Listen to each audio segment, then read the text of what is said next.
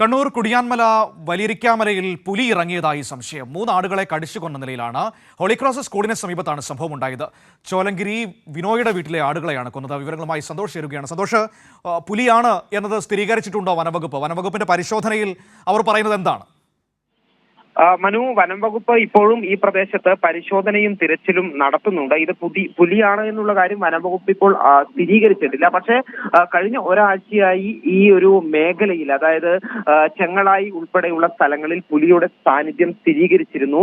ആ പുലി തന്നെ ആകാം ഒരുപക്ഷെ കുടിയാൻമല ഭാഗത്തേക്ക് എത്തിയതും എന്നാണ് സംശയിക്കുന്നത്. കാരണം കഴിഞ്ഞ ദിവസങ്ങളിൽ പുലിയുടെ സാന്നിധ്യം സ്ഥിരീകരിച്ച ചെങ്ങളായിൽ നിന്നും 20 കിലോമീറ്റർ മാത്രമാണ് ഇപ്പോൾ പുലിയുണ്ട് എന്ന് സംശയിക്കുന്ന ഈ സ്ഥലത്തെ ുള്ളത്. അതുകൊണ്ട് ഏതായാലും വനം വകുപ്പ് ഇവിടെ പരിശോധന നടത്തി വരുന്നുണ്ട്. കുടിയാൻമല വലിയരീക്കാമലയിലാണ് പുലി ഇറങ്ങിയതായി സംശയിക്കുന്നത്.